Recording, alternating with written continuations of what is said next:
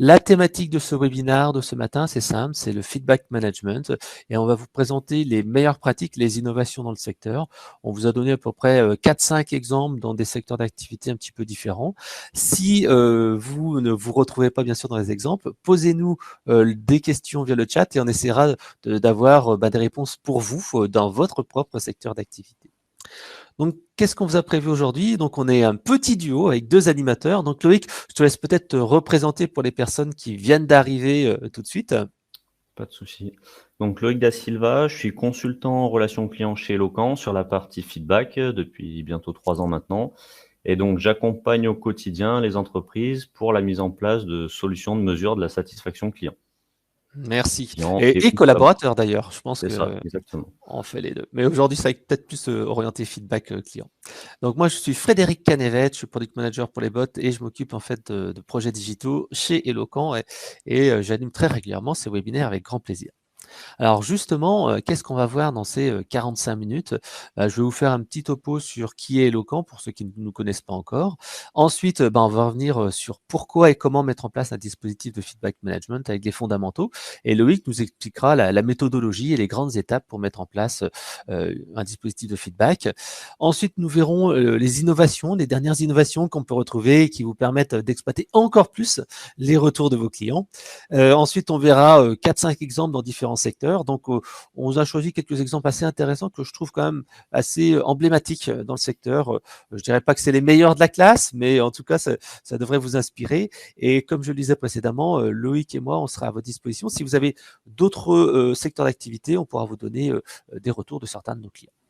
Donc, bien entendu, à la fin, on fera un petit plan d'action et on vous dira qu'est-ce qu'il faut mettre en place pour se lancer dans le feedback management. Et enfin, la séance de questions-réponses. Donc, si vous avez d'ores et déjà des questions, vous avez le chat en fait sur votre droite et il suffira en fait de nous poser les questions dès maintenant et on se prendra un petit peu de temps pour y répondre à la fin, un quart d'heure si nécessaire. On prendra vraiment largement le temps. Alors, pour ceux qui ne connaissent pas Eloquent, donc Eloquent est éditeur de solutions de centres de contact et d'enquête de satisfaction. Donc, on est l'expert européen de la relation client. Donc, ça fait plus de 20 ans qu'on travaille dans ce domaine-là.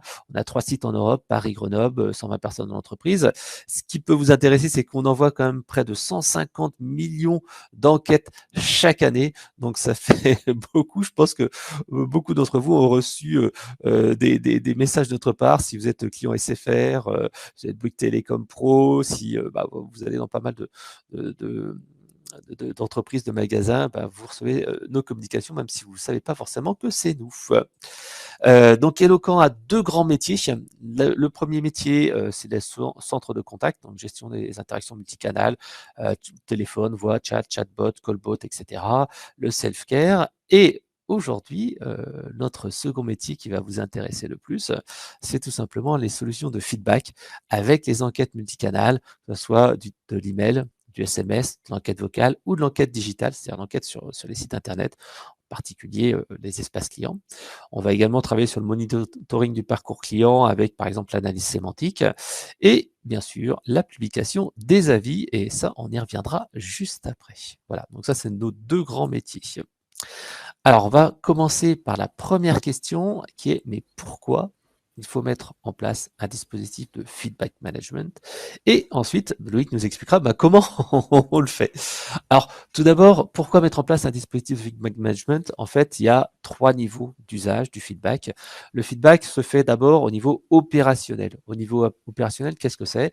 Tout simplement, vous avez un client qui est passé en boutique, qui a acheté un produit, qui appelait au support technique, etc., etc. Et ben en fait, il peut être satisfait ou pas de son accueil, et tout simplement, le feedback va permettre de corriger cette insatisfaction et de poursuivre en fait la conversation. Une personne qui va au centre de contact, qui se sent un petit peu frustrée de la réponse du technicien, qui est pas satisfaite, et ben elle peut être tentée d'aller se défouler sur les réseaux sociaux en disant ah j'étais déçu par telle marque, etc. Tandis qu'avec l'enquête de satisfaction, surtout si elle est envoyée à chaud et juste après l'interaction, permet de rattraper le coup et justement de transformer un insatisfait en satisfait. Le deuxième point, de manière opérationnelle, bien sûr, les avis des clients de maintenant feront les clients convaincus de demain, puisque, on en parlera tout à l'heure, la publication des avis permet de rassurer les prospects. Deuxième niveau, c'est niveau managérial, tout simplement pour un coach, un superviseur, ça va être tout simplement la possibilité d'aller coacher les conseillers. Si régulièrement, il y a des notes qui ne sont pas bonnes sur l'amabilité, sur les compétences techniques, etc., etc., on va pouvoir détecter les personnes et on vous donnera un cas pratique avec Vinci Autoroute qui a ainsi réduit de 50% l'insatisfaction, l'augmentation de l'insatisfaction durant les périodes estivales grâce à ce système de coaching. Et ensuite, on a aussi des clients comme par exemple Vikiera qui utilisent les verbatim clients, les retours clients pour les former les nouveaux collaborateurs en disant tiens, voilà ce qui compte pour les clients, voici des choses importantes, voilà les verbatim, voilà ce qu'ils disent, voilà ce qu'ils aiment pas, etc. Le troisième niveau, c'est le niveau stratégique. À ce moment-là, en fait, c'est très simple. Avec ces retours, on va pouvoir concaténer des informations qui vont permettre tout simplement de savoir qu'est-ce qu'il faut améliorer dans le produit, les choses qui ne vont pas dans les process. L'autre point, c'est de pouvoir diffuser la voix du client dans l'entreprise et on donnera quelques exemples un peu plus tard. Plus en fait le client est proche des collaborateurs, plus on se sent impliqué.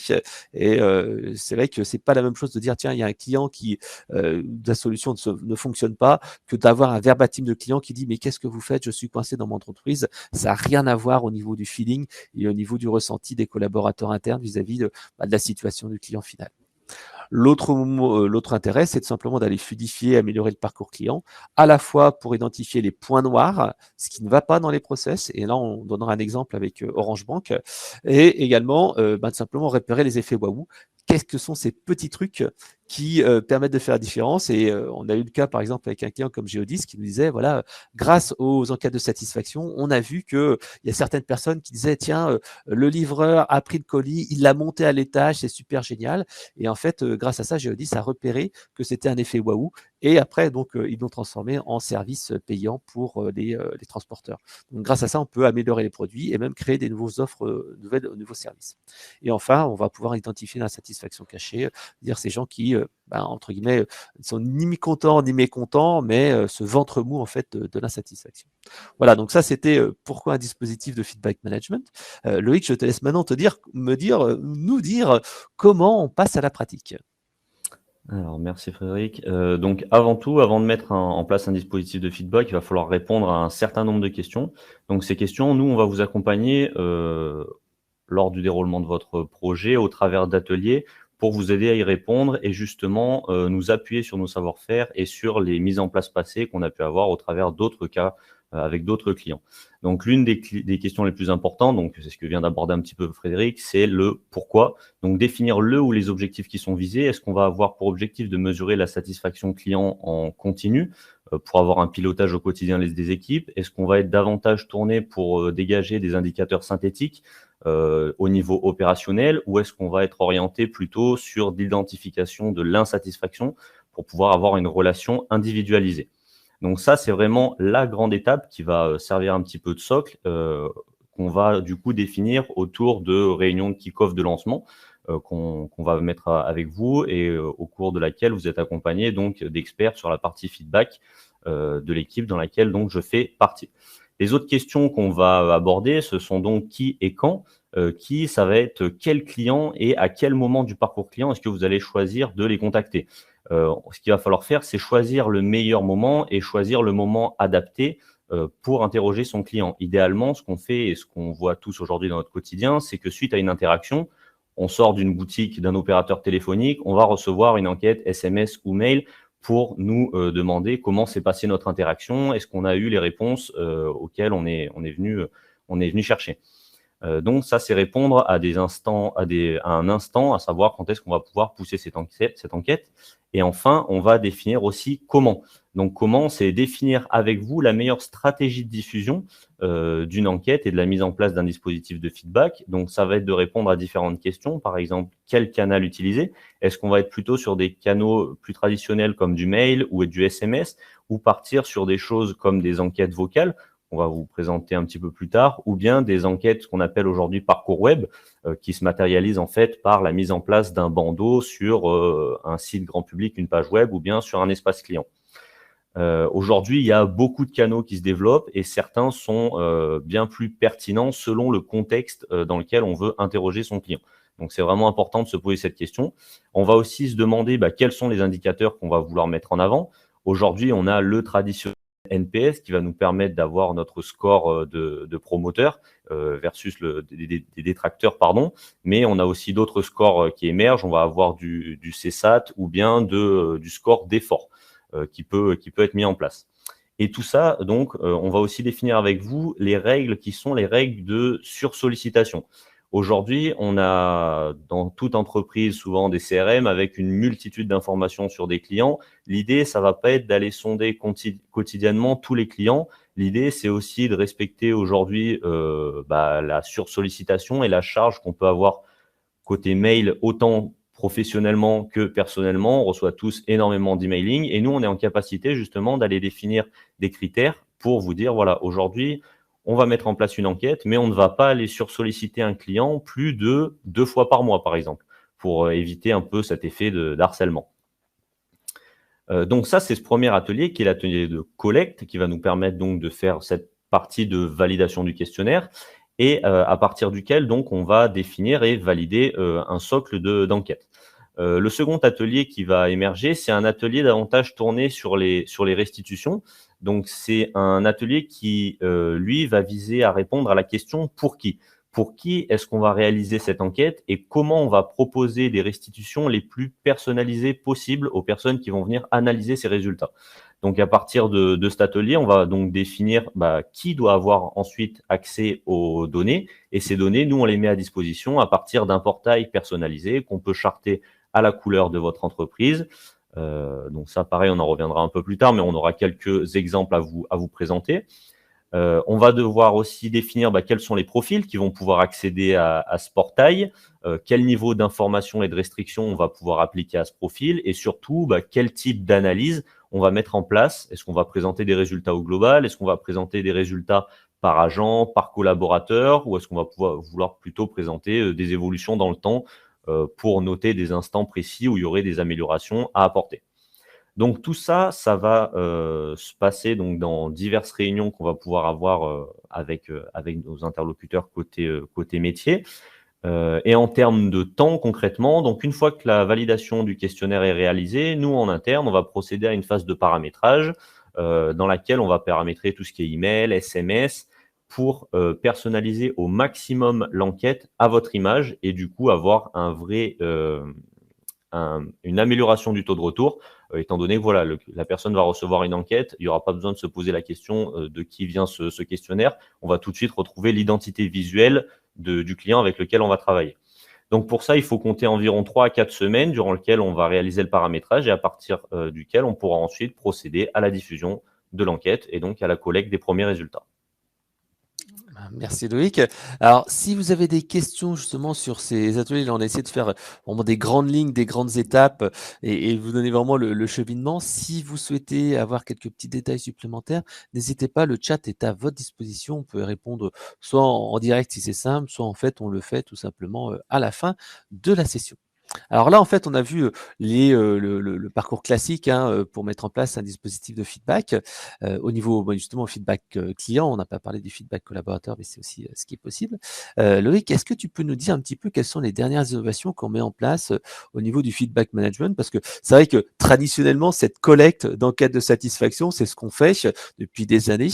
Qu'est-ce qui a un petit peu changé et qu'est-ce que les clients nous demandent de mettre en place actuellement? Oui. Alors, en complément des traditionnelles enquêtes qu'on peut recevoir par mail, on a aujourd'hui de nouveaux canaux et de nouvelles méthodes d'exploitation des données qui ont émergé et qu'on pousse aujourd'hui côté Eloquent.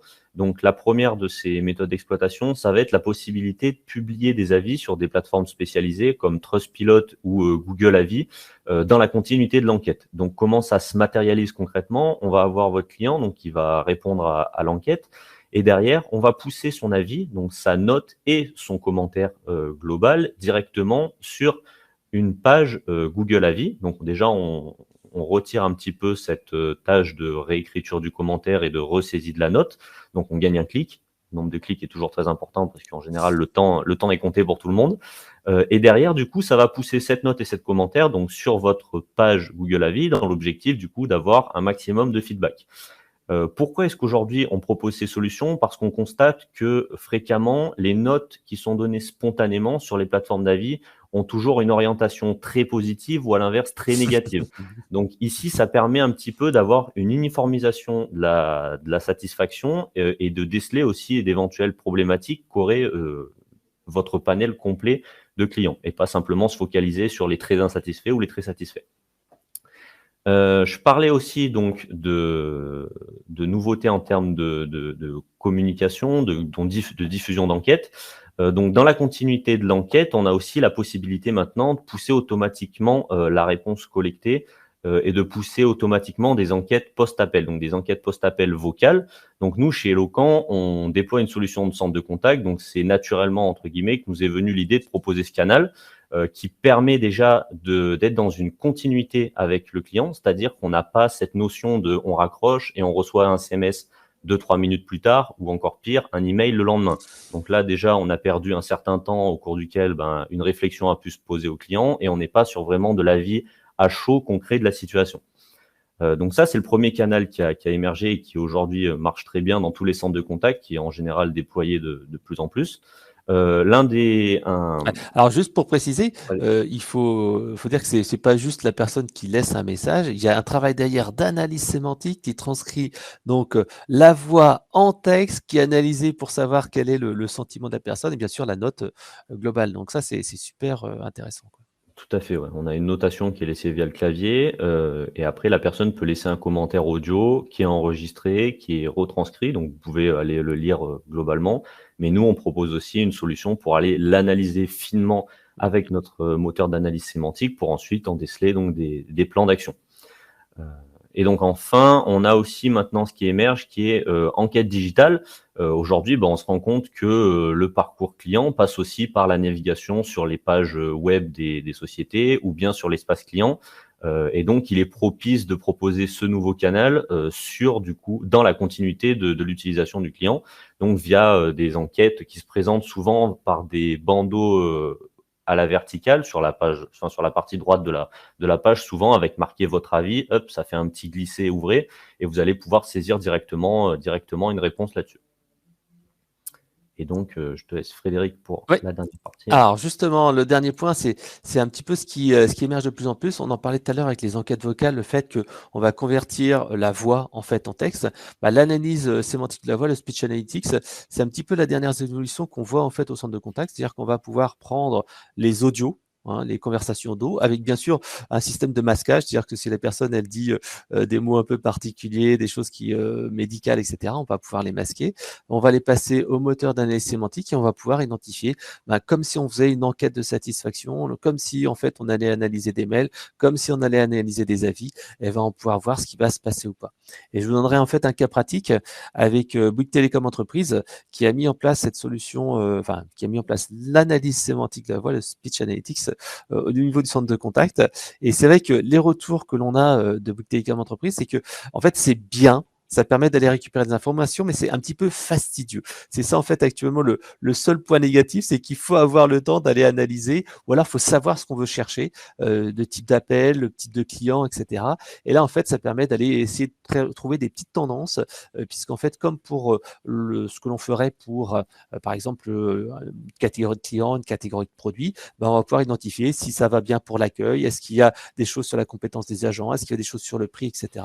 Donc, en fait, que ce soit de l'avis qui est remonté via de l'enquête de satisfaction, même de l'enquête SMS. On peut le voir que les retours sont parfois comme assez riches, même si c'est tapé au clavier. Il y a quand même, c'est pas juste un mot, il y a quand même des phrases qui sont faites. Et en fait, la voix peut aussi être utilisée pour exploiter les informations. Et c'est vrai que cette richesse qu'il y a au niveau du centre de contact, il faut aller l'exploiter avec ces outils modernes. Alors, ce qu'on a prévu pour la suite, en fait, c'est simplement parler des petits cas pratiques. Et ça, justement, je vous ai choisi 4-5 secteurs d'activité. Et s'il y en a d'autres que vous n'avez pas vu, que vous souhaitez qu'on aborde, on va essayer de vous trouver ça juste après. Alors, Loïc, je te laisse peut-être commencer par un premier client dans le service. Oui, tout à fait. Donc, ce premier cas pratique, il concerne une entreprise de services aux professionnels, donc qui a une activité de conseil important avec de nombreux échanges, notamment téléphoniques, pour répondre à des besoins sur de la partie juridique, RH ou gestion globale des entreprises. La situation qui était aussi du coup un petit peu une situation problématique pour le coup, c'était qu'on n'avait aucune mesure à chaud des interactions entre les clients et le canal principal de communication qui est l'agent via le téléphone. Donc, ce qui nous a amené à leur proposer du coup une solution qui est une mesure de la satisfaction à chaque point de contact pour répondre du coup à cette problématique, qui est d'avoir un besoin d'indicateurs pour potentiellement ajuster leurs offres et aussi derrière manager les agents pour être plus performants sur l'accompagnement de leurs clients. Donc, ce qu'on a mis en place dans un premier temps, ça a été la mise en place d'une enquête post-appel vocal. Donc, comme on vient d'en parler, donc à la suite de l'interaction avec un agent. Donc, on va pouvoir recueillir à la fois des KPI via des notes, mais aussi de l'analyse vocale, donc via des retours qu'on va ensuite pouvoir catégoriser avec l'analyse sémantique. Le résultat de cette mise en place, c'est une amélioration du parcours client, avec notamment le recontact des clients insatisfaits, parce que à savoir qu'on a mis dans un premier temps donc une enquête assez ciblée, donc sur le canal entrant qui était l'appel téléphonique vers un agent, mais on a aussi déployé différentes solutions pour uniformiser les mesures sur tous les points de contact entre le client et cette société. Donc, on va pouvoir pousser des enquêtes, donc des enquêtes baromètres assez classiques sur un panel global de clients. On a mis en place des enquêtes sur leur espace client, donc des enquêtes parcours web, mais aussi des enquêtes qui arrivent en fin de prestation, donc pour comprendre quels sont les plus et les moins de la prestation, et toujours dans une logique d'accompagnement. Et le gain qui a été aperçu aussi, c'est un gain d'avantage orienté management qui a permis de mettre en place des plans d'action individualisés par agent et par équipe pour accompagner au mieux leurs clients. Ok, merci Loïc.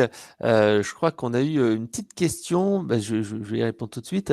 C'est sur les avis Trustpilot. Ah non, il y en a même deux. La publication d'avis Trustpilot n'est-elle pas plus appropriée pour les avis dans le B2C? Oui, tout à fait. Dans le B2C, c'est quand même plus générique, mais c'est quand même aussi intéressant de le faire dans le B2B. Je vous donnerai l'exemple d'un de nos clients qui est dans le transport. Alors c'est dans le B2C aussi. Mais bon, voilà, ce client qui est dans le transport, c'est exactement le cas qu'indiquait Loïc précédemment. En fait, il se rend compte qu'il a une moyenne, je crois, de 8 ou 8,5 sur 10 lorsqu'il fait une enquête de satisfaction. Et pourtant, les avis qui sortent sur Google, ce sont à chaque fois des avis qui sont très mauvais. Je crois qu'il doit avoir une très mauvaise notation. Et justement, il veut rééquilibrer son image parce qu'il me dit, mais non, les avis qui se passent sur Google, c'est pas la vérité. Alors, pour le B2B aussi, c'est quand même intéressant quand on tape le nom de votre société sur Google, d'avoir quand même sur la partie droite des avis quand même positifs et pas juste des gens qui sont soit super contents parce que ils ont vraiment apprécié votre service ou des gens qui sont super déçus. Et souvent, les gens super déçus sont plus nombreux que les gens pas très contents. Et la deuxième question, c'est peut-être plutôt pour toi, Loïc. Poussez-vous les avis de manière automatique sur Trustpilot, pas de filtre? Oui. La mise en place des avis Trustpilot, c'est la même que pour les avis Google, si ce n'est que Trustpilot a une politique d'avis vérifié, avis véritable entre guillemets, donc on ne peut pas brancher automatiquement le transfert de notes et de commentaires. Donc il faudra ressaisir sa note et son commentaire. Mais par contre, la liaison entre la fin du questionnaire et le transfert vers une page Trustpilot, où on sera automatiquement identifié et référencé, via les indications qu'on aura saisies dans le précédent questionnaire dans notre outil, cette liaison, elle se fera automatiquement et dans la continuité du coup du parcours du client. Ok, merci pour la petite précision. Alors, donc, le deuxième cas que je voulais vous présenter, c'est Orange Bank. Donc, c'est un client qui nous fait confiance depuis plusieurs années. Et justement, je vous ai mis ici l'interview d'Emmanuel Ploton, là, qu'on avait interviewé en 2020, où il nous expliquait justement sa situation, son problème, sa solution. En fait, la situation initiale, c'est que Orange Bank s'est lancé il y a plusieurs années sur le domaine de la banque en ligne avec des acteurs digitaux qui sont vraiment assez pertinents, qui sont là depuis longtemps. Et donc, en fait, les clients qui font appel à une néobanque ou une banque sur Internet sont très, très exigeants sur la fluidité du parcours client et ils sont assez volatiles. Donc, en fait, leur problématique à eux, c'était d'identifier les irritants, voir le volume, estimer les ROI et savoir où agir en priorité et avoir vraiment de l'efficacité perçue au niveau des parcours clients et de la satisfaction client, puisqu'un client qui est sur une banque sur Internet peut changer beaucoup plus facilement de prestataire que une banque un peu traditionnelle où finalement on change un peu plus difficilement. Donc, ce qu'ils ont mis en place, c'est tout simplement un dispositif de feedback client par SMS et par email, et ils ont identifié en fait des points clés du parcours client. Ils ont mis un petit entre guillemets des sondes aux différents moments clés du parcours client, plus un programme de voix du collaborateur. Et donc ils ont utilisé le NPS et le CSAT. Le CSAT, c'est la fameuse enquête avec soit les étoiles avec 5 1 à 5, soit de 1 à 10. Et tout simplement, ça avait deux usages. La CSAT, c'est tout simplement pour mesurer la satisfaction vis-à-vis du service qui a été délivré. Et le NPS, donc c'est cette fameuse recommandation qu'on peut avoir, le bouche-oreille, et qui permettait d'avoir une comparaison avec le groupe Orange, puisqu'en fait, toutes les filiales d'Orange ont des objectifs très forts sur l'expérience client, parce que c'est une marque entre guillemets premium, et donc si on est une marque premium, il faut que l'expérience client soit exceptionnelle. Et donc là, justement, toutes les marques du groupe ont des enjeux, et c'est ce que nous disait Emmanuel Ploton dans cette interview.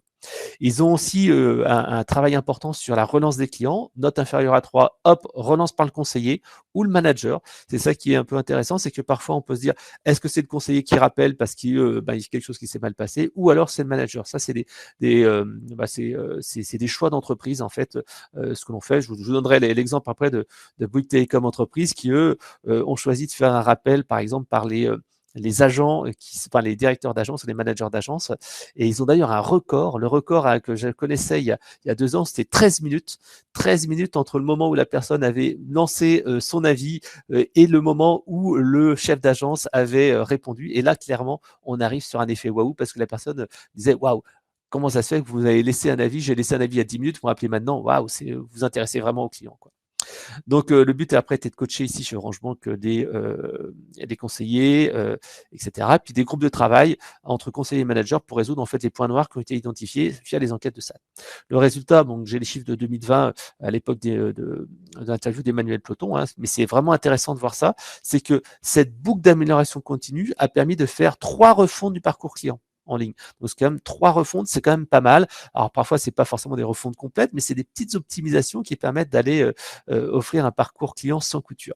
Et leur NPS, ils nous disaient, voilà, progression, on était à 30 sur les clients classiques, 45 sur leurs clients premium, et qui étaient très, très proches des pure players. Et grâce à ça aussi, ils ont identifié des petits points qui, pour eux, n'étaient pas forcément des points très embêtants, mais qui étaient quand même des irritants pour les clients. Par exemple, la facturation, pour eux, tout se passait plutôt bien. Et finalement, ils ont identifié un petit truc qui était un petit peu problématique. Et ils ont pu mesurer l'impact financier humain et la satisfaction, et qui a permis en fait d'aller vraiment corriger une insatisfaction, je dirais pas cachée, mais qui n'était pas en fait quelque chose qui, pour l'organisation, était quelque chose d'important, mais pour les clients, qui était une insatisfaction perçue importante. Voilà. Donc, si vous voulez en savoir plus, à chaque fois, je vous ai mis les interviews des clients. Vous en aurez plusieurs, et comme ça, vous pourrez consulter directement. C'est une interview qui dure une vingtaine de minutes, donc c'est assez passionnant sur comment vraiment détecter cette insatisfaction et améliorer le parcours client. Alors, le troisième cas, Loïc, je te laisse peut-être en parler. Oui. Dans ce prochain cas, donc on est dans le cas d'une chambre de commerce, donc au niveau régional, avec énormément de collaborateurs, et qui présentait la problématique suivante, qui était qu'en fait, ils n'avaient pas la capacité de manager uniformément les départements de la région, et qu'ils ne possédaient pas en fait d'outils communs, donc pas de vision au niveau 360. Donc nous, ce qu'on a fait, c'est qu'on a déployé une solution globale de relations clients, c'est-à-dire que dans un premier temps, on a déployé pour ce compte notre centre de contact qui a été déployé auprès de 80 agents. Et dans un second temps, nous avons déployé donc des enquêtes de satisfaction post-appel vocal qui sont donc mises en place et qui viennent à l'issue de la conversation avec un des 80 agents. Derrière, la finalité de cette mise en place, c'est que pour cette chambre de commerce, ça a été d'avoir un dispositif et des outils uniformes, à la fois à l'échelle régionale et plus finement à l'échelle départementale, et surtout de pouvoir produire des KPI communs sur tous les départements et pouvoir les benchmarker entre eux. Derrière, ça a aussi permis, comme on a pu le voir tout à l'heure, un ajustement des consignes que peuvent être données par les agents pour avoir vraiment toujours cette approche qualitative et pouvoir ensuite adapter la formation des agents pour la prise en charge des demandes. Ok. Alors, je vois qu'il y a quelques questions, on va y répondre juste après. Loïc, si tu veux, tu peux même regarder s'il y a des questions qui t'intéressent. On peut en prendre une et on fera à la fin la session complète de questions-réponses. On va répondre à toutes vos questions, hein, je vous rassure. Alors, le quatrième exemple que je voulais vous donner, c'était Bouygues Télécom Entreprise. Je vous en ai parlé tout à l'heure. C'est un des exemples que j'aime bien parce que je trouve que leur dispositif de feedback management est vraiment un des plus complets et vraiment intéressant parce que la proposition de valeur de Bouygues Télécom Entreprise, c'est tout simplement l'excellence opérationnelle avec une promesse qui est super forte que vous avez déjà vu. Hein, en effet, pour être ensemble. Et donc, en fait, eux, tout simplement, ils ont un gros focus sur l'amélioration de la qualité de service perçue par les clients. Parce que j'ai discuté avec Mathieu Mélou, hein, que vous pourrez trouver son interview complète. On a fait 40 minutes avec eux sur le feedback management, la gestion des réclamations, qui rappelle, parce que je crois qu'il y a une question justement de qui rappelle ou pas, et ça c'est un vrai enjeu. Est-ce que c'est centralisé? Est-ce que c'est décentralisé? Est-ce que c'est géré par le manager? Est-ce que géré par les agents? Et justement, dans le cas je réponds même à la question de la personne qui l'a mis dans le chat, dans le cadre en fait de cette société-là, ils avaient en fait une gestion centralisée de rappel des insatisfaits et ils ont décentralisé ça au niveau des agences avec les personnes qui étaient les plus proches en fait des clients et ils ont vu en fait une amélioration significative de la satisfaction. Donc en décentralisant la gestion du rappel des clients, au lieu que ce soit le call center mais que ce soit vraiment les agences proches des clients, et ben en fait ils ont amélioré la qualité de service de manière drastique. Voilà, c'est la petite anecdote. Mais c'est pas le cas tout le temps. Souvent, en fait, on le voit, c'est souvent les managers qui font le rappel des clients.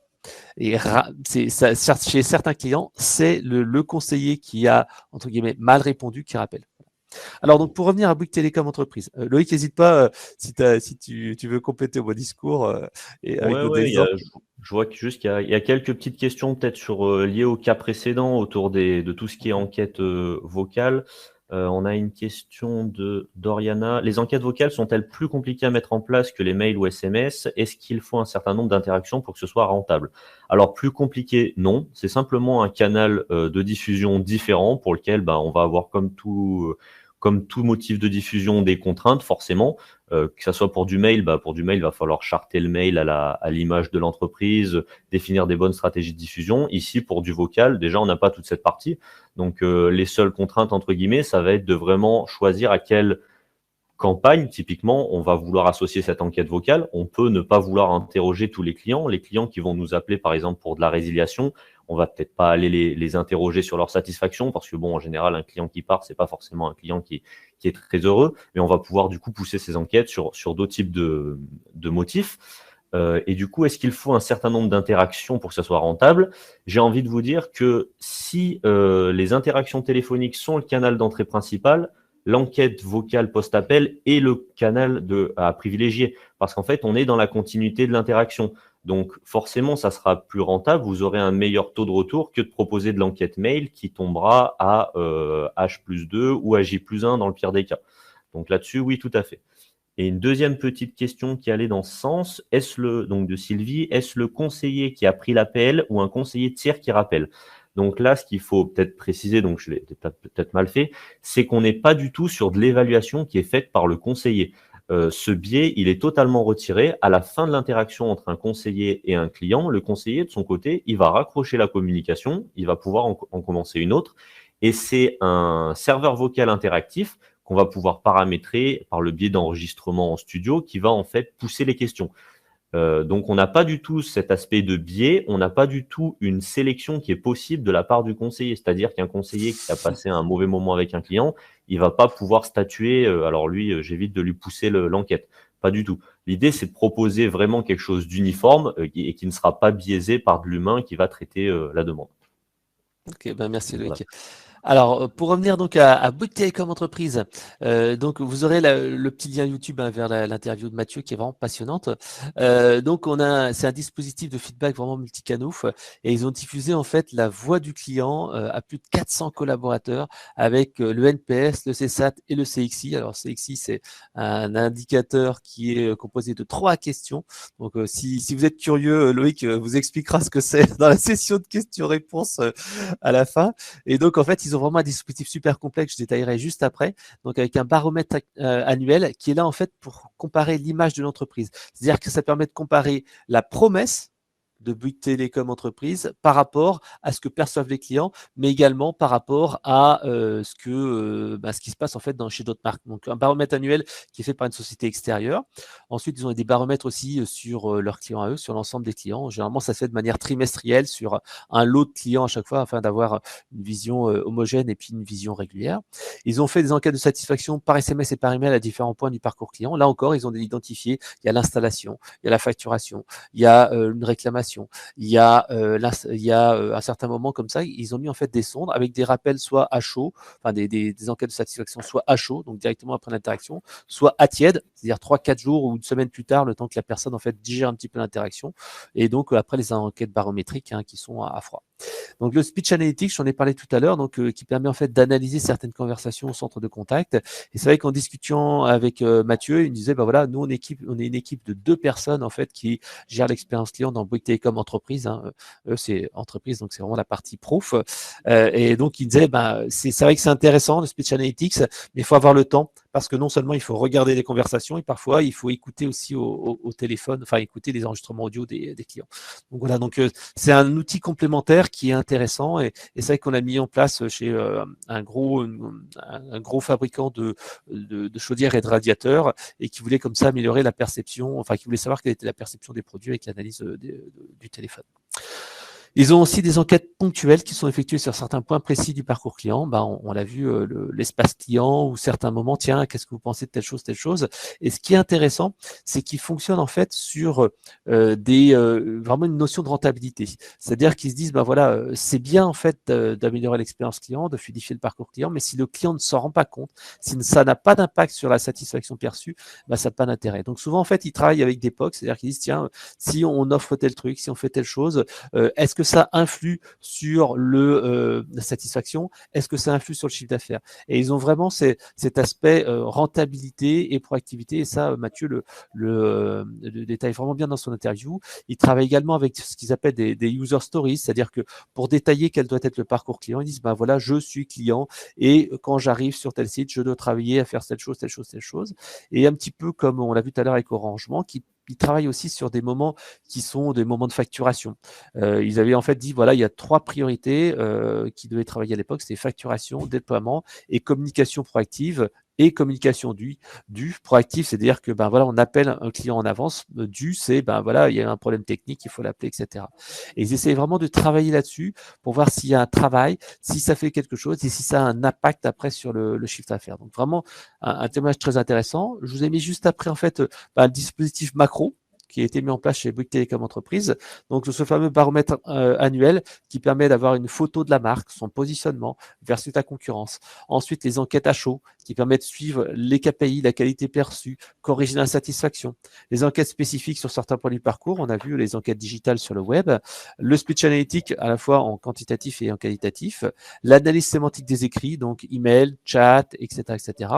Ils font également appel à élu service client de l'année qui permet donc de motiver les équipes et également faire un benchmark par rapport aux meilleurs de leur secteur d'activité, à la fois sur leur délai de réponse, sur la qualité de la réponse, la forme, etc., etc. Et bien entendu, un travail également sur l'écoute collaborateurs, puisque c'est eux qui sont le plus proches en fait des clients avec d'améliorations continues. Voilà. Donc ça, c'était le cas de Bouygues Télécom Entreprise. Un autre cas qui est vraiment intéressant, c'est celui de Ulysse Vinci Autoroute. Donc si vous prenez régulièrement la route des vacances ou si pour le travail vous avez à vous déplacer, vous êtes sans doute déjà passé par Ulysse Vinci Autoroute. Donc en fait, eux, c'était un besoin, enfin ils avaient un double besoin. Bien entendu, améliorer la qualité de service, etc. Mais aussi, ils avaient un focus important sur la saisonnalité. Puisqu'en fait, vous verrez, il y a Julie qui a fait cette intervention lors du salon stratégie client, qui expliquait bien que Vinci Autoroute, en fait, ils ont un pic saisonnier important. L'été, tout le monde part en vacances et prend l'autoroute et ils sont obligés de faire appel à des intérimaires et à des personnes externes pour aller renforcer le centre de contact. Ce qui se passe, c'est qu'ils se rendent compte que pendant cette période-là, en fait, ils ont une hausse de l'insatisfaction qui est vraiment importante. Elle nous indique dans cette interview que, grosso modo, ils ont une hausse hausse de l'insatisfaction de 6 points. Donc 6 points, c'est quand même un peu beaucoup parce que les gens ne sont pas encore formés, ils connaissent pas bien les réponses, ils connaissent pas tout le process, etc., etc. Et donc, et puis après, ils ont aussi une tendance à qualifier un petit peu les demandes toutes comme un petit peu diverses, etc. Et donc, ils se disent, bah voilà, il faut arriver à améliorer cette satisfaction et réduire son insatisfaction. Donc, on a mis en place avec eux un dispositif de feedback.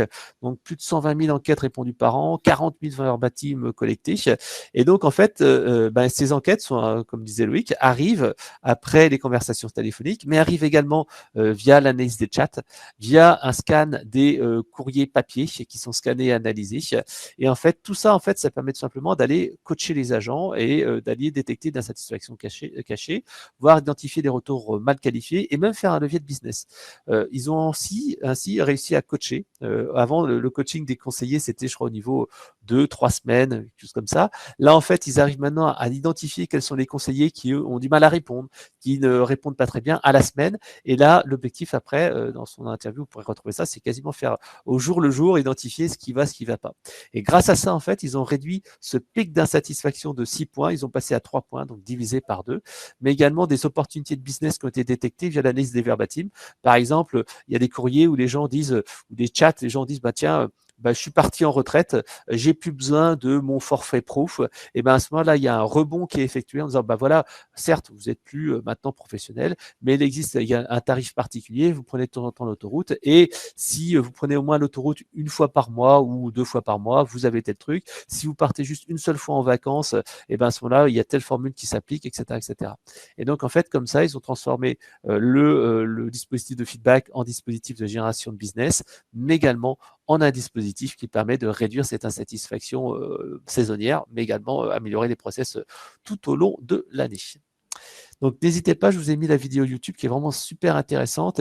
Et ce qui est original dans ce dispositif, c'est que véritablement, ils ont utilisé les outils d'analyse sémantique pour faire une analyse 360 degrés. Donc comme je disais, enquête de satisfaction, chat, courrier papier, email, je crois qu'il y a de l'enquête vocale aussi, je crois, Loïc, ou pas? Je me souviens même plus. Elle n'est pas encore déployée, non. Pas Là, encore le nouveau déployé. canal qu'on va déployer, c'est les enquêtes web, typiquement. Des enquêtes web, voilà. Donc voilà, c'est un dispositif qui est vraiment intéressant, avec beaucoup de volume et des retours très très pertinents. Alors, ce que je vous propose, si on fait un webinaire sur le feedback, c'est quand même intéressant justement d'avoir votre feedback.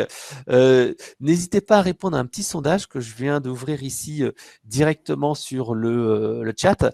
C'est est-ce que vous avez mis en place un dispositif de feedback client et un dispositif de feedback collaborateur? Parce que souvent, on parle du client, mais on ne parle pas toujours assez du collaborateur. Et c'est vrai qu'on a pas mal de cas clients qui sont intéressants sur le sujet. Donc, je vous laisse répondre. Je vais vous laisser un peu quelques minutes là et ensuite on reviendra sur vos réponses dans la session de conclusion. Alors Loïc, tu as choisi de présenter quelques bonnes pratiques. Je te laisse nous en parler. Tout à fait. Alors, lorsqu'on va vous accompagner pour la mise en place de votre solution de satisfaction, de mesure de la satisfaction client, il y a certaines bonnes pratiques à mettre en place pour déjà dans un premier temps se distinguer par rapport à tous les emails que peuvent par exemple recevoir vos clients. Donc là, ici, on part typiquement dans de la diffusion d'enquêtes, on va dire un peu traditionnelles par email, qu'on va pouvoir qu'on va pouvoir personnaliser intégralement à votre image. Donc l'idée, c'est vraiment de reprendre votre identité visuelle et de l'appliquer à l'emailing. Et derrière, ce qu'on va faire aussi, petite innovation, c'est qu'on propose d'aller noter directement dans l'email la première question. On est toujours dans ce souci d'économie de temps, d'économie de clics. Donc en fait, ce qui va se passer, c'est qu'en intégrant directement la première question dans l'emailing, on se passe du bouton cliquez ici pour accéder au questionnaire ou donner votre avis. On clique sur la première notation qui va du coup nous basculer sur le questionnaire. Donc, je te laisse juste avancer d'une slide, Frédéric. C'est fait. Questionnaire qui sera donc... Alors, moi, je l'ai...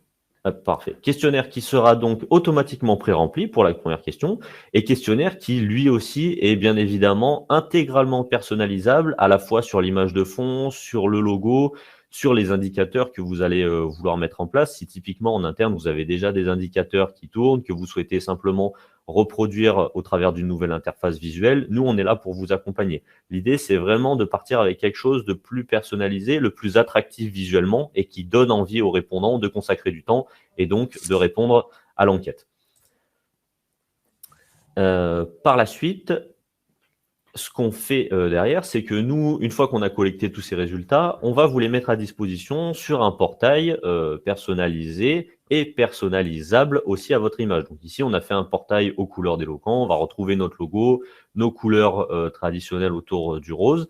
Et c'est à partir de ce portail qu'on va pouvoir notamment vous présenter les résultats de l'analyse sémantique. L'analyse sémantique, aujourd'hui, donc en interne, nous, on a des linguistes qui travaillent chez Eloquent, c'est bien de le préciser, mais c'est vraiment du pur produit en interne, qui ont développé donc des catégorisations. Donc une catégorisation relation client, qui est la plus souvent déployée aujourd'hui parce que c'est un peu notre cœur de métier, mais on a aussi une catégorisation collaborateur qui va du coup nous permettre de faire remonter à partir de verbatim brut des catégories et des sous-catégories pour ensuite distinguer et détecter d'éventuels top 3 de bonnes pratiques ou au contraire mettre en avant des alertes ou des risques, typiquement des risques de résiliation ou bien du bad buzz ou alors un aspect juridique qui peut être remonté en nombre au sein des verbatims. Et l'idée, c'est de transformer au final une matière brute qu'est le verbatim en indicateur, en KPI et derrière en véritable plan d'action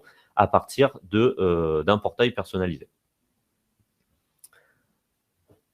Par la suite, du coup, si tu peux juste avancer. Ouais, c'est fait. Parfait. On va donc, comme on vous le présentait tout à l'heure, en complément donc des enquêtes, nous, l'idée, c'est d'aller au bout du parcours client. Nous, on sollicite le client, on lui demande de consacrer du temps pour donner son avis sur une prestation, sur un service ou globalement sur l'entreprise. Derrière, il faut aussi savoir aller répondre à ce client pour potentiellement traiter, alors en priorité de l'insatisfaction, mais on peut aussi recontacter un client pour le remercier pour de la satisfaction reçue. Les promoteurs. Donc, voilà, tout à fait.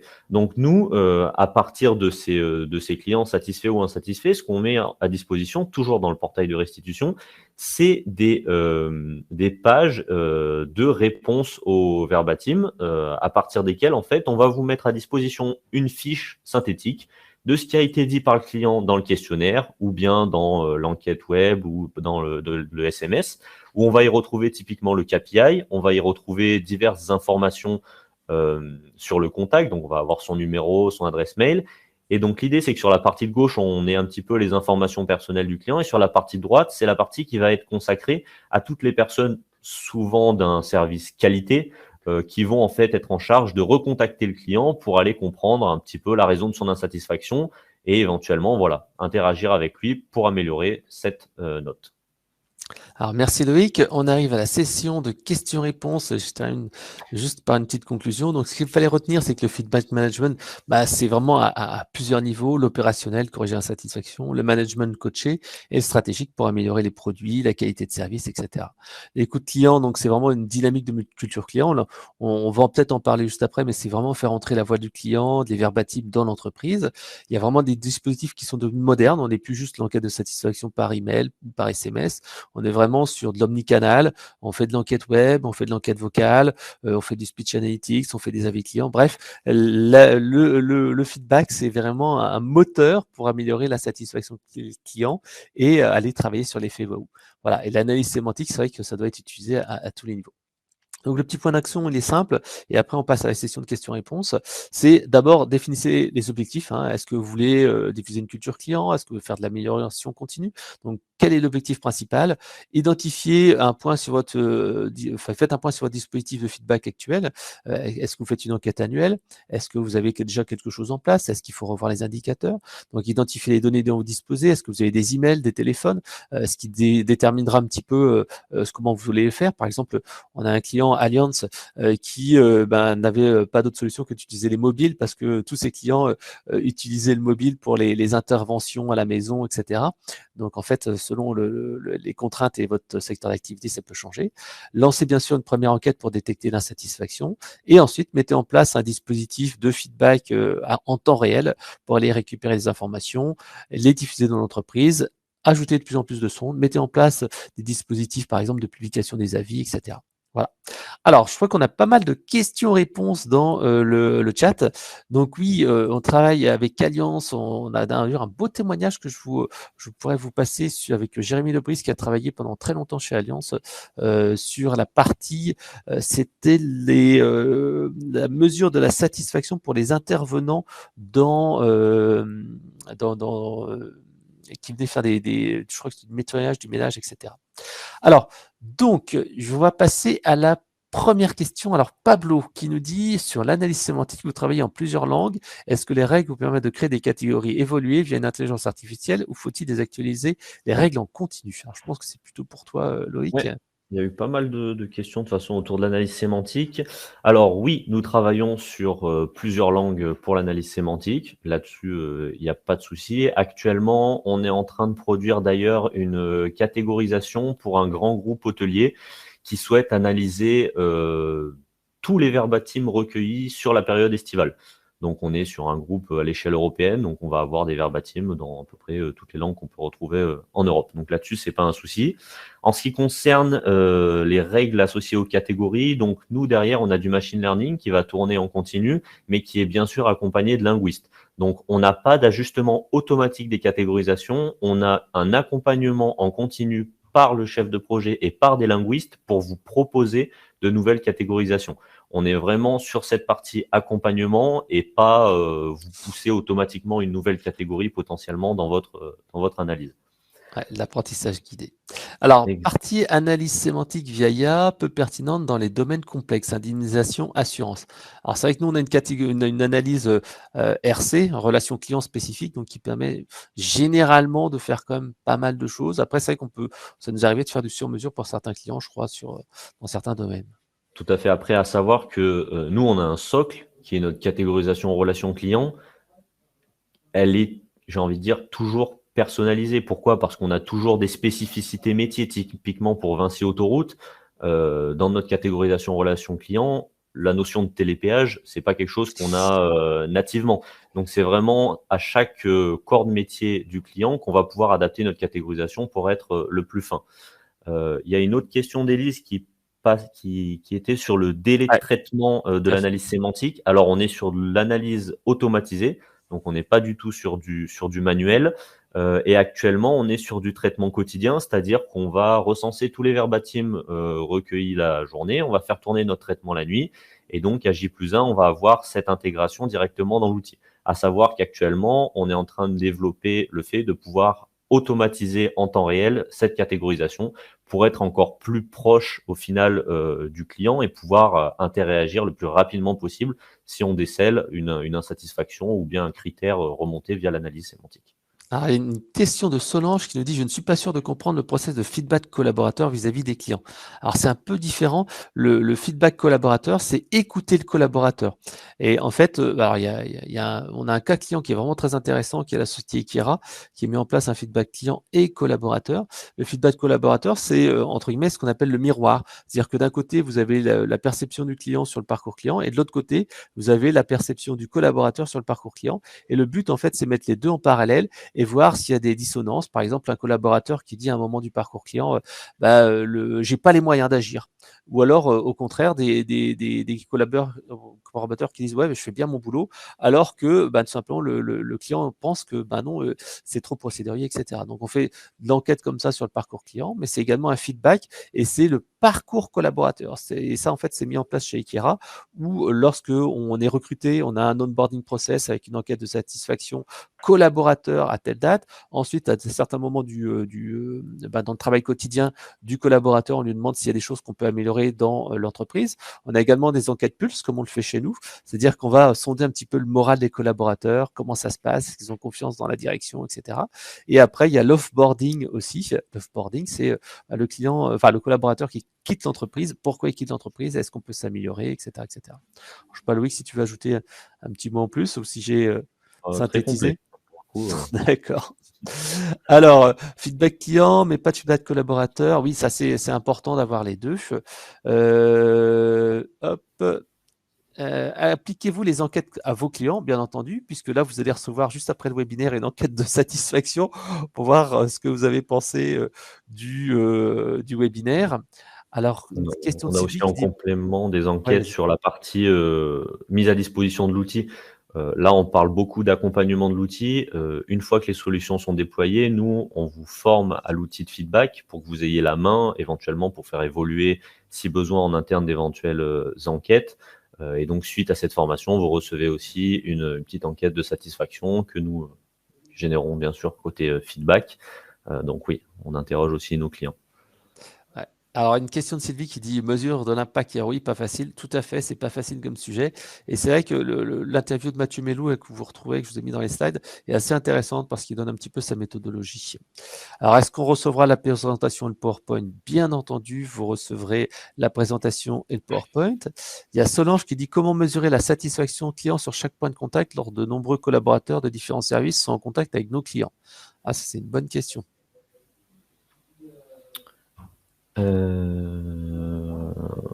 Comment? En déployant un dispositif par point de contact.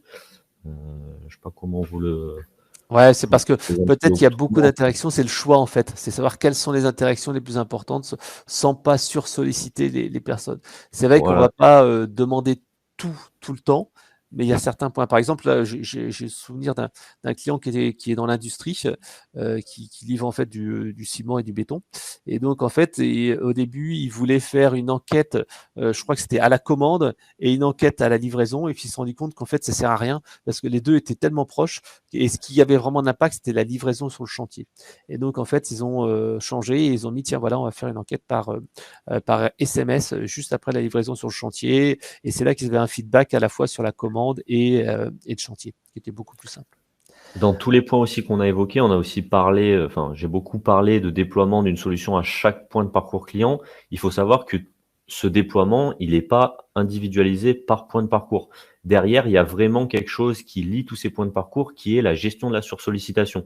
Typiquement, nous, dans l'outil de feedback, on va être en capacité de déployer une dizaine ou une quinzaine d'enquêtes pour un seul et même client, mais gérer uniformément pour qu'un client qui a reçu une enquête suite à l'appel d'un agent ne reçoive pas le lendemain le baromètre. Parce que voilà, l'idée, c'est pas non plus d'aller utiliser l'entièreté de notre base client pour avoir un maximum d'informations. Il faut vraiment aussi avoir cet aspect-là. Et donc, ça peut être, c'est souvent la solution qui est cet outil pour optimiser la sursollicitation des clients. Ouais.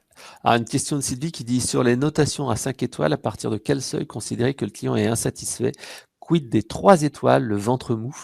Je vois qu'Orange Band contacte seulement les 1 et 2 étoiles ou 3 étoiles inclus. Ouais. Là-dessus, ça va être à vous de définir quel est votre seuil d'acceptabilité. Est-ce que vous êtes dans de la gestion de la plutôt surqualité où on va intégrer les 3 étoiles en se disant que ce ventre mou, l'objectif, eh ben, c'est pas qu'il bascule côté insatisfait, c'est au contraire qu'en le prenant en charge et en l'accompagnant, il bascule plutôt vers du promoteur. Donc voilà. Aujourd'hui, après cette notion d'une échelle en 4 points ou d'une échelle en 5 points, alors c'est très discuté dans le domaine des études parce que justement, il y a cet aspect ventre mou, il y a des promoteurs et des détracteurs. Mais l'idée, ça peut être aussi de s'appuyer sur ce ventre mou pour se dire, aujourd'hui, on veut que ça devienne de la satisfaction. Ok. Alors, une remarque d'Elodie qui dit même problématique avec Trustpilot, on remonte que des avis négatifs alors que la SAT client est bonne. Justement, c'est tout l'intérêt d'aller inciter les gens qui ont répondu à l'enquête de SAT à laisser un avis positif sur Trustpilot ou Google My Business. Alors, comment gérez-vous les problèmes de data privacy sur l'analyse sémantique ainsi que la recontact en cas d'insatisfaction? En fait, c'est simple. Après, je te laisserai compléter, Loïc. C'est que les données sont intégrées sur nos serveurs et donc, en fait, c'est des enquêtes de satisfaction qui sont faites chez nous.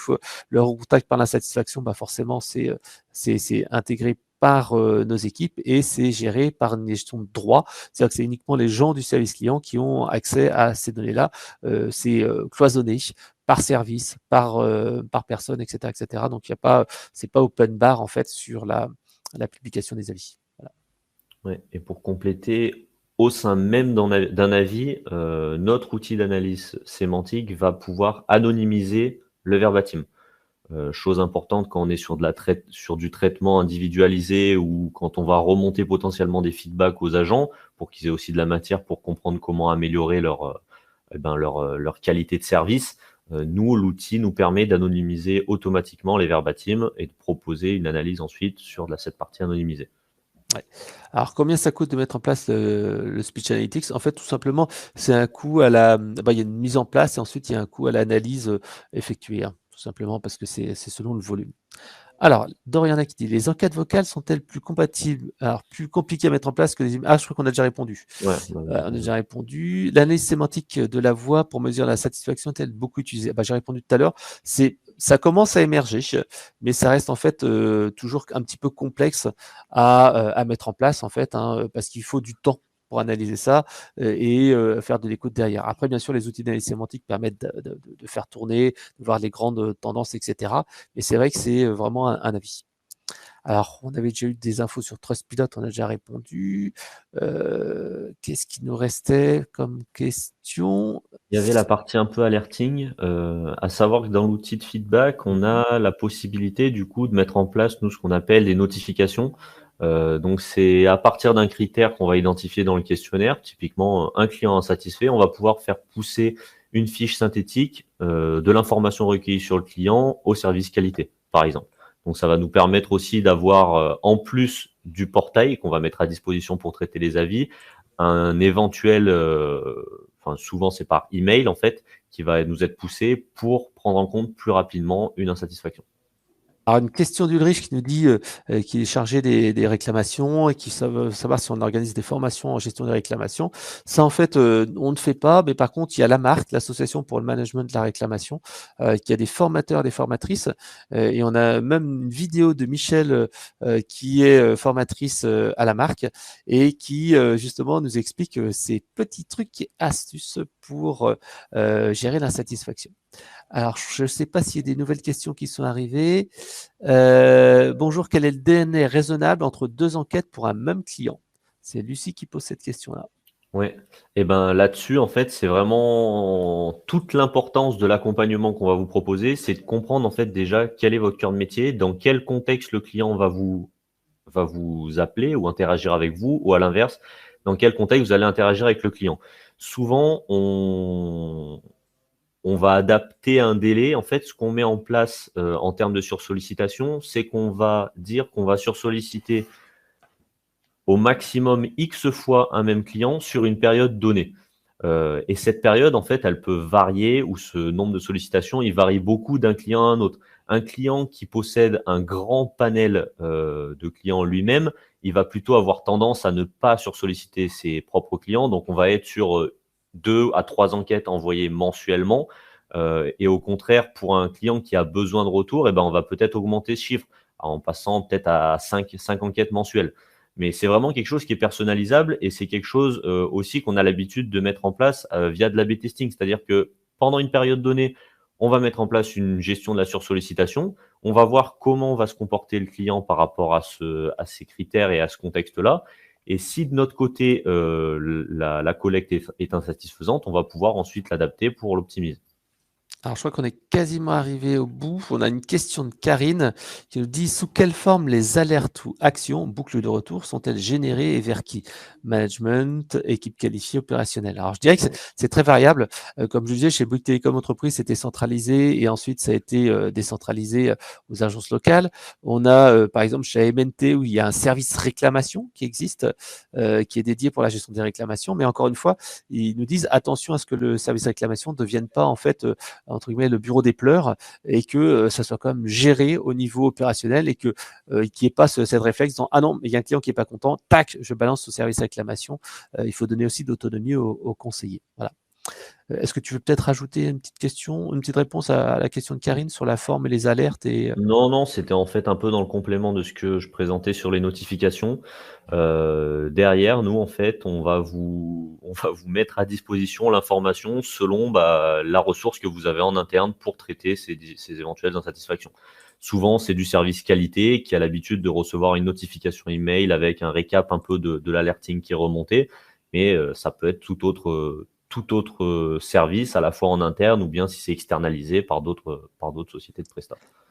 Ok, alors on arrive à la fin du webinaire. S'il y a une dernière question, on l'apprend et autrement, on vous remercie tous en fait pour votre disponibilité. Si vous souhaitez avoir des informations sur comment mettre en place un dispositif de feedback management ou comment donc tout simplement optimiser votre dispositif actuel, parce que vous pouvez très bien avoir une enquête annuelle ou juste une enquête classique NPS ou etc. Nous, on est vraiment à votre disposition. On peut vous montrer un petit peu ce qu'on peut faire pour vous, ce qu'on peut optimiser, quels sont le contenu en fait d'un dispositif de feedback management moderne. Si le feedback collaborateur vous intéresse aussi, n'hésitez pas. Sur la partie sémantique, enquête vocale, on est véritablement à votre disposition et on est là vraiment pour vous aider. Donc merci Tam, merci Karine, merci Doriana, merci à tout le monde. Merci à Loïc qui a été notre expert du jour. S'il y a une dernière question, on la prend. Autrement, on va tous vous souhaiter une excellente journée et un bon appétit par avance. Bonne journée à tous et merci pour l'écoute. Merci. Au revoir.